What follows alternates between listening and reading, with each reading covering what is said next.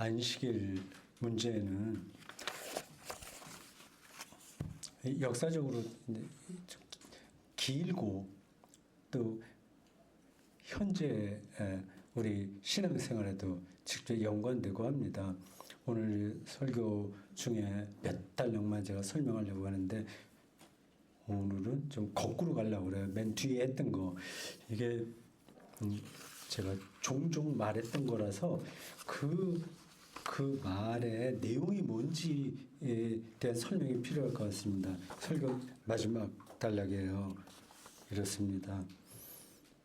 세상이 말하는 방식으로 자기를 성취해야 한다는 강요와 유혹에서 벗어난 것. 이게 죄와 조물로부터 해방이거든요. 근데 이게 말은 이렇게 할 수 있는데 쉽지 않은 겁니다. 우리는 어려서부터 지금까지 계속해서 세상이 원하는 걸 하면서 살잖아요.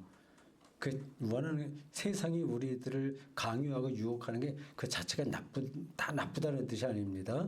뭐 출세해야 되고 집 마련해야 되고 뭐 있잖아요. 그 로드맵 인생살의 로드맵 그거를 말합니다. 그걸 우리들에게 강요하는 거예요, 세상에. 그게 나쁘다는 게 아니에요. 뭐 학문적으로도 저게 업적을 남겨야 되고 다 열심히 해야 되죠. 근데 그런 것으로부터 이제 자유로워지는 거, 이게 이제 어떻게 가능하냐 하는 거죠. 젊은 사람들은 이게 더 이제 완전히 뜬금없는 이야기 가질 겁니다. 그거 예수 그리스도 안에서 그게 가능하다고 하는 거를 우리 그리스도인들은 붙들고 있거든요. 그냥 자연인처럼 유유자적하는 건 아닙니다. 그거는 그들이 선택한 거고 그리스도교 영성은 늘 이 그리스도론적인 토대를 놓치지 않아요. 그러니까 자연과 더불어서 뭐 노자 장자가 하듯이 뭐 그런 그 유유자적한 논의는 삶 그거하고는 좀 다른 겁니다. 그걸 부정하는 게 아니라 그건 아니라는 거예요. 최근에 제가 유튜브로 그 원불교에 대한 그 강의를 한두 번 들었어요. 소태산이라고 하는 분이 창시한 건데 그 일제시대 때 그 민중들이 어떻게 먹고 사느냐 하는 그런 문제들을 붙들고 씨름했더라고요. 뭐 좋다고 생각을 합니다. 그래서 늘 봉사하고 그리고 그들이 주로 쓰는 말로 처처불 곳곳이 다 부처다 생각하고 그를 부처처럼 대하면서 산다는 거 아니겠어요. 그것은 나름대로 의미가 있다고 생각을 하는데 제가 그런 걸 들으면서 얻은 결론은 과연 사람이 그렇게 처처불로 인식하고 세상을 살 수 있을까? 인간이 죄인인데 그냥 하나의 조직으로서 그런 일을 할 수 있긴 있지만 한 개인이 그걸 하기는 쉽지 않은 건데 현실적이지 않다. 도사처럼 우리가 베풀고 뭐 실용적으로 어떤 일들을 풀어나가고 하는 거 가능한데 그리스도교가 가는 길하고는 다르구나 그런 생각을 했습니다. 그리스도교의 영성은 다른 거예요. 그러니까 예수 그리스도를 통해서 자유를 얻는 건데 이게 말처럼 쉬운 게 아닙니다. 그러려면 두 가지 관점이 필요합니다. 하나는 예수와 예수의 사건과 예수 운명을 리얼리티로 느껴야 되는 거예요. 그러니까 그의 영혼을 사로잡은 게 뭔지에 대해서 실감이 돼야 되는 겁니다. 하나님 나라가 가까이 왔다고 얘기를 했는데 그게 말로는 우리가 그렇게 하지만 그걸 리얼리티로 경험하긴 힘들잖아요. 그 안으로 들어가는 게 신앙의 핵심이라고 했었겠죠. 그게 근데 저절로 되지가 않습니다. 그리스도에 대한 여러 지금 2000년 동안에 많은 설명들이 있었고 지금도 그분에 대한 경험들을 많이 이야기하는데 하여튼 방향은 그거예요. 그걸 어떻게 더 설명할 수 있을까요? 예수라는 그 퍼스널리티가 그 믿었던 그 하나님을 우리는 믿는 거예요. 그가 아버지라고 불렀던 그분을 믿는 거예요. 그러니까 그가 아버지라고 표현할 수밖에 없었던 그 대상이 있잖아요. 그가 누구냐 하는 거를 더 정확하게 알아야 되는 거죠. 그 신학 공부를 통해서 조금씩 거기에 가까이 가는 겁니다. 일단 그게 핵심이에요.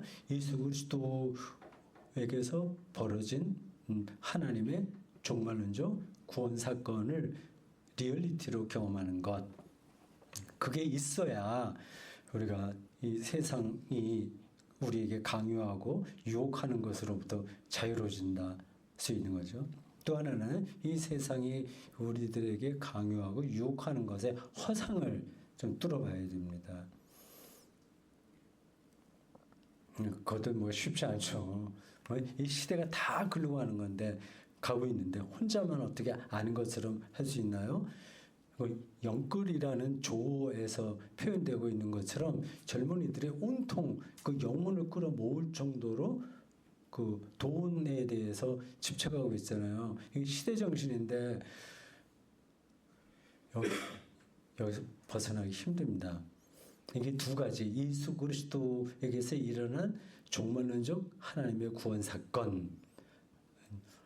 그러니까 아직 우리들에게 다 밝혀지지 않은 종말론적으로 열려 있는 그 하나님의 통치를 경험하는 것과 이 세상이 우리들에게 강요하거나 유혹하는 것, 우리를 무섭게 하거나 달콤하게 하는 것, 그것으로부터 그 화상을 봐야 되는 거죠.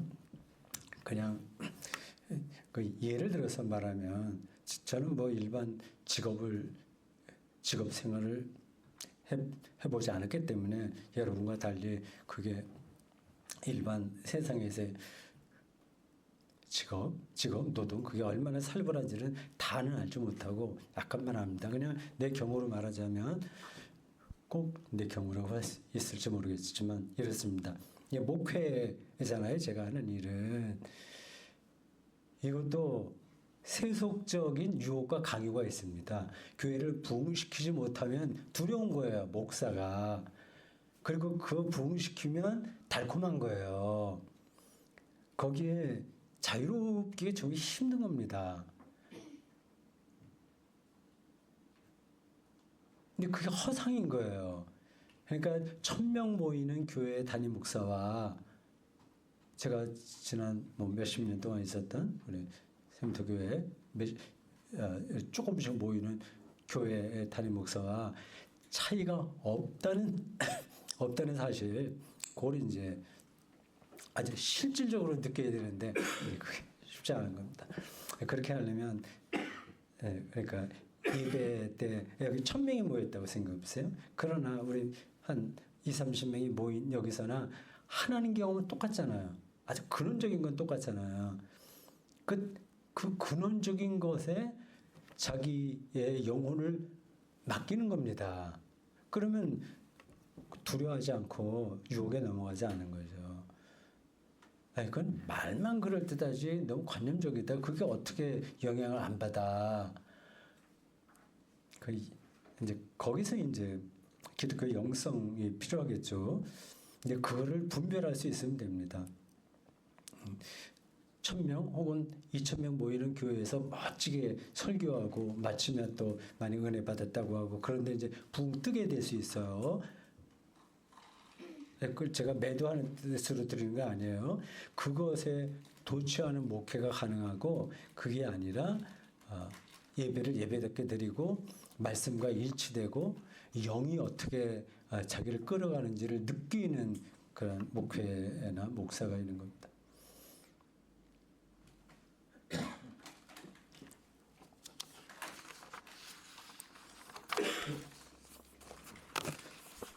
그거를 이제 에레프롬의 편을 빌리면 전자는 소유지향적이라고 한다면 후자는 존재지향적인 거죠. 소유지향적인 것과 존재지향적인 것. 존재지향적인 관점에서 보면 파리 한 마리하고 코끼리하고 무게가 같은 거예요. 무엇이 존재한다고 하는 사실에 모든 것을 걸면 모기 한 마리나 코끼리나 무게가 똑같은 겁니다. 그렇게 되면 이제 어디로부터 자유로워지는 거예요. 저는 예수 그리스도가 그런 분이셨다.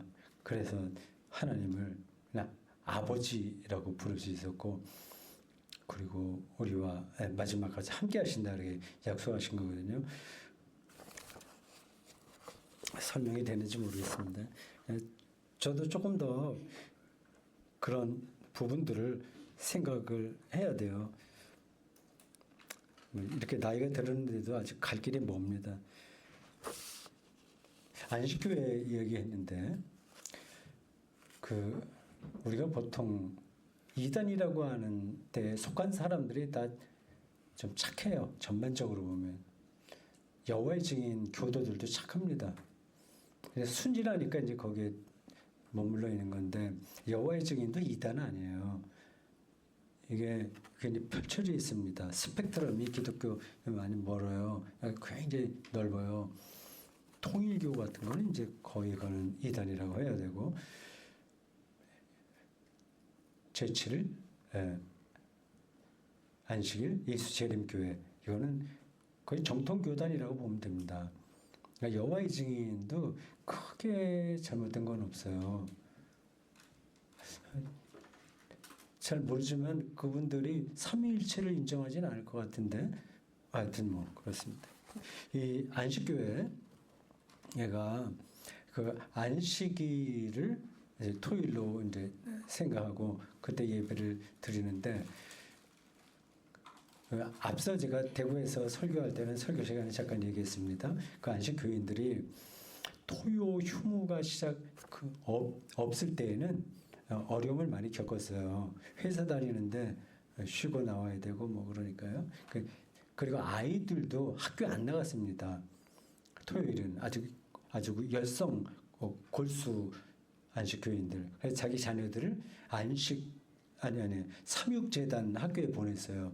시골에 있는 사람들이 못 보내니까 어려움들이 많이 있습니다. 안식일을 잘 지키려고 했었던 좋은 사람들이다. 선입관 갖고 보지 말아야 되겠죠.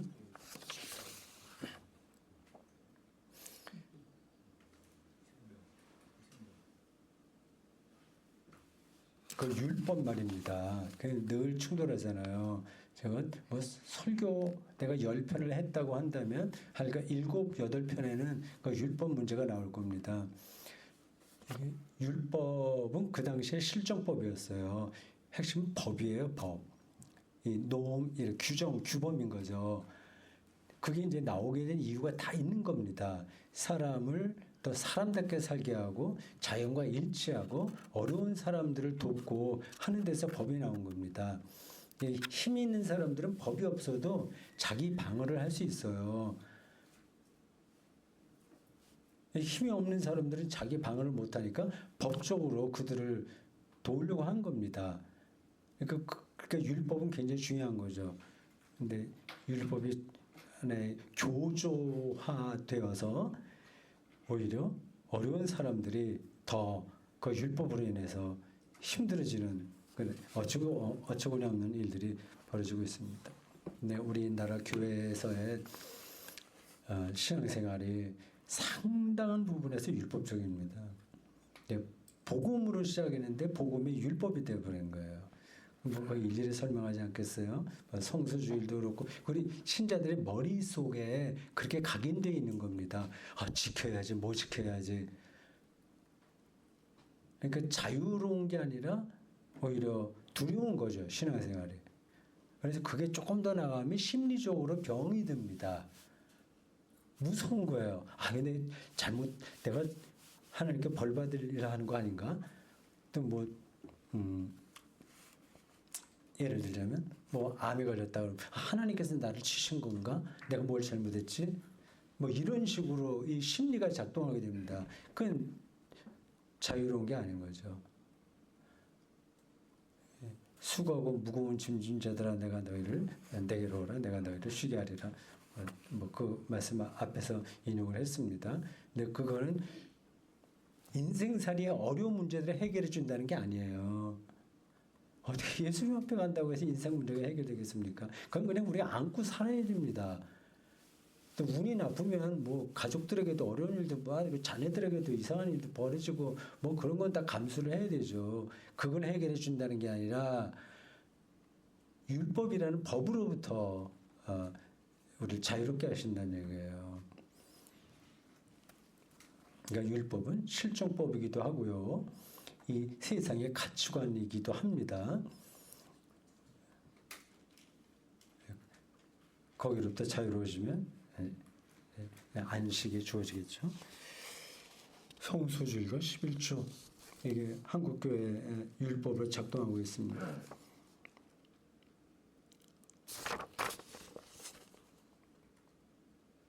회당 이야기 나왔죠. 회당이요.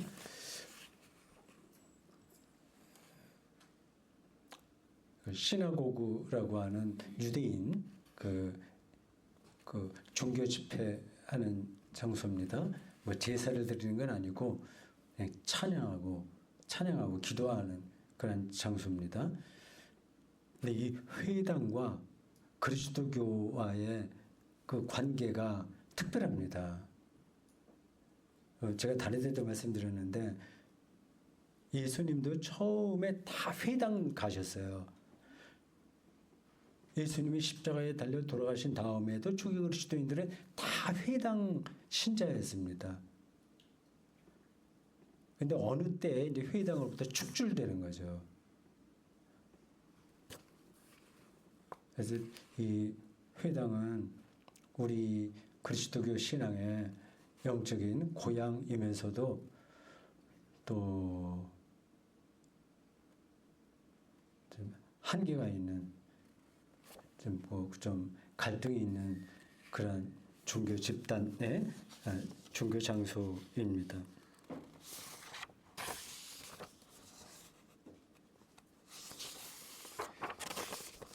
안식일의 본질을 얘기하면서 두 가지 말씀드렸어요. 그 두 가지만 잘 생각해 보십시오. 오늘 설교의 전체 구도를 말씀드리면 이거예요. 예, 안식일 제도가 이제 왜곡돼 있어서 예수께서는 안식일의 본질을 되살리신 건데요. 그 안식일의 본질은 그 구약 성경의 기원과 연관해서 두 가지라고 말씀드렸어요. 하나는 창조고 또 하나는 출애굽이에요. 창조는 우주 안에서의 우리의 위치이고 그 출애굽은 정치적이고 사회적인 문제, 역사 문제예요. 자연과 역사 여기로부터 자유로워지는 것, 거기서 해방을 얻는 것, 그걸 확인하는 날이 바로 안식일의 핵심인 겁니다. 그러니까 앞에서 우리 시작하기 전에 잠깐 미리 질문하셨는데요. 연관되는 겁니다. 그러니까 우리가 안식일답게 보낸다고 한다면 두 가지를 생각하면 되겠죠. 우리가 창조의 빛, 그리고 창조와의 관계 안으로 들어가는 거죠. 보통 때는 그게 잘 안 되잖아요. 먹고 살기 바쁘니까, 일상에 쪼달리니까. 그 최소한도 일주일에 하루 정도는 그 일상으로부터 나와서 우리 기원이 어디 있는가? 그러니까 시원성, 원초성, 그걸로 돌아가는 거죠. 예배 부름에 나온 것처럼 138억 년 전에 있었던 빅뱅, 그것도 창조와 연관되는 거예요. 그런 거 얘기 들으면 너무 거리가 먼 얘기처럼 들리잖아요. 근데 그게 우리하고 계속 이어져 있습니다. 그리고 언제 이 우주가 현재와 같은 상태가 끝나고 새로운 새하늘과 새 땅이 될지 우리가 모르겠지만 그 긴 시간 속에 우리가 이 안에 들어있어요. 근데 너무 아득하게 느껴지기는 하지만 그게 현재 우리와 여러 가지 방식으로 연결되어 있다는 사실을 생각을 해야 됩니다. 그거를 더 적나라하게 그리고 신앙적인 용어로 말하는 게 이제 성경이죠. 시편에 그런 일들이 많이 있고요. 그 예배를 드린 다음에 그 여러 순서가 있잖아요. 그 순서를 거쳐서 그의 영혼이 그 창조의 빛을 느낄 수 있으면 되는 겁니다.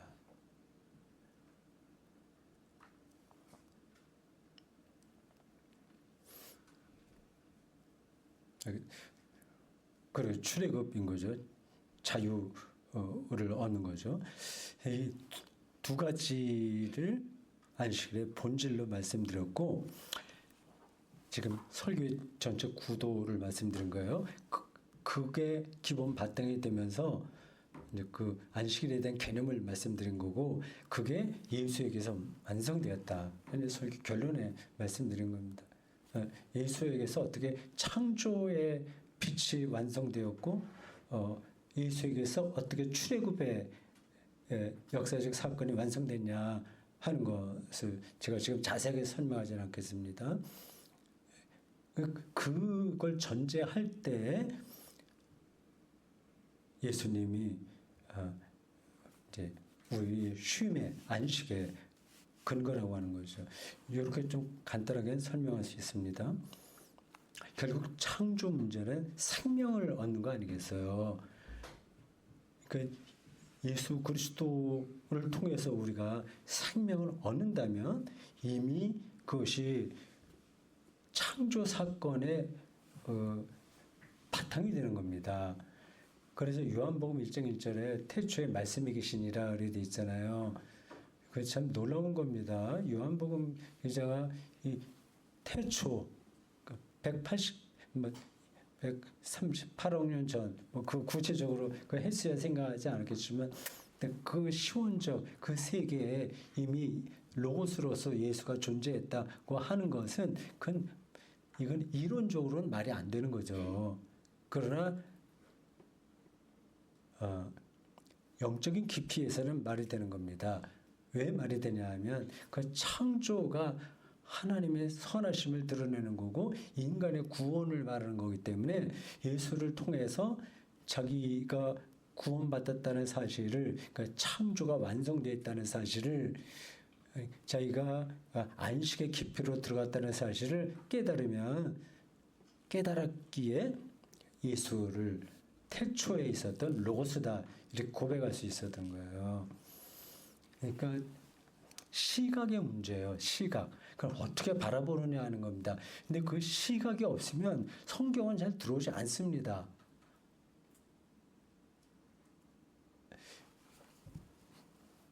그러니까 우리의 뭐 인생사례도 비슷하지 않습니까? 그 불교 선성 불교에서 그렇게 얘기를 한대요. 뭐 화두를 붙든다 얘기하잖아요. 그러니까 네가 어머니 뱃속에 들어가 있을 때를 생각해봐. 스승이 그런 얘기를 하는 거예요. 평소에 생각을 그거 모르는, 당연히 어머니 뱃속에 있었다가 나오는데 그걸 다 아는 거죠. 그러나 지금 이렇게 자기가 돈도 많고 뭐 잘났고 어쩌고 하는데 어머니 뱃속에 들어있을 때는 다 똑같단 말이에요. 모든 인간이. 아직 근원은 다 시작은 똑같으니까 잘난 척할 필요가 없는 거죠. 근데 그 어머니 뱃속에 있을 때와 현재와 그리고 무덤에 들어갈 때 이거를 다 통시적으로 같이 붙들고 살아내는 게 그게 이제 뭐 다른 동양 종교에서 얘기하는 화두를 붙든다거나 또 그게 극한으로 완성된 상태를 열반이라고 그 사람들은 얘기합니다. 그렇게 되면 자기로부터 이제 벗어나는 거죠. 이제 그리스도교적으로 얘기하면 성령 안에서 우리가 충만해지는 거죠. 근데 이러한 말들이 이 세상에서 뭐 잘 먹고 잘 살아야 되고 또 좀 인정받아야 되고 뭐 하여튼 그런 것들, 그런데 너무 과몰입되어 있는 사람에게는 들리지 않는 겁니다. 근데 거기서부터 어떻게 빠져나오냐가 일단 중요한 거예요. 그래서 좀 생각이 있는 사람들은 저절로 빠져나오게 돼 있어요. 그걸 붙들어 봐야 붙들 수 없는 거거든요. 근데 거기에 거의 숙명적으로 벗어나지 못하는 사람들도 있긴 있습니다.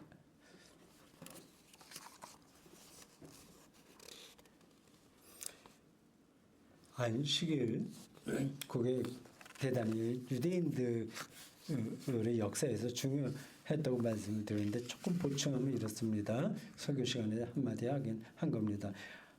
안식일에서 안식년 개념이 나왔어요. 그리고 희년까지 나왔어요. 안식일은 쉬는 날이고요. 안식년 7년, 6년 가고 7년째 된 때는 모두게 원상복귀 되는 해예요.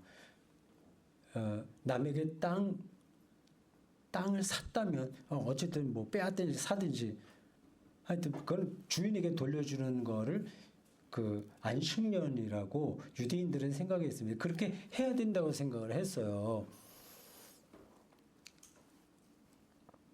더 나아가서 이제 희년이 되면 모든 것이 처음으로 돌아가는 거죠. 근데 그러한 비전이 있었기에 어려운 시절을 잘 버텨낼 수 있었던 겁니다.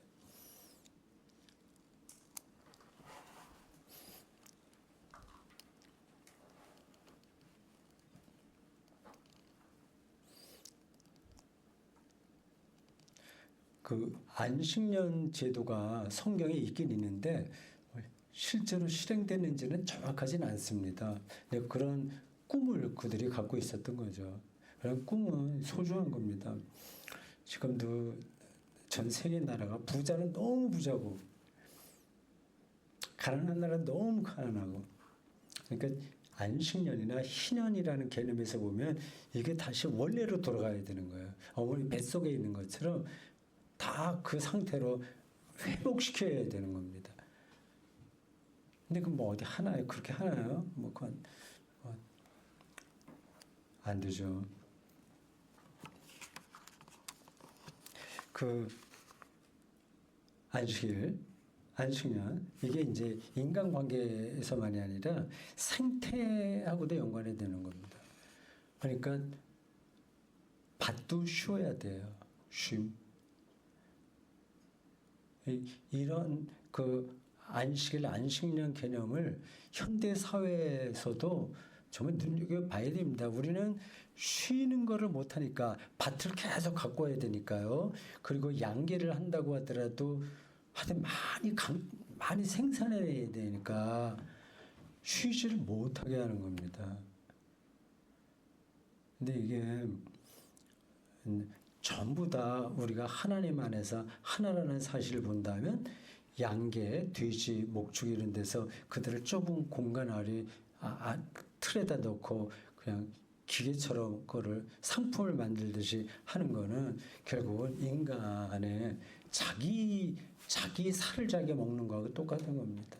지금 당장은 모르죠. 뭐 맛있고 배부르니까 지나가는데 길게 보면 결국 인간이 자기 피조물이라고 하는 사실을 모르고 창조주처럼 잘난 척하다가 그런 길로 접어들어서 자기 살을 파먹는 거겠죠. 이런 얘기하면 이건 종교적인 거지. 이 세상은 그렇지 않아. 우리가 잘해서 또 정말 잘 먹고 재밌게 살고 이 세상을 잘 만들어갈 수 있어. 그렇게 주장하는 사람들도 있긴 있을 겁니다.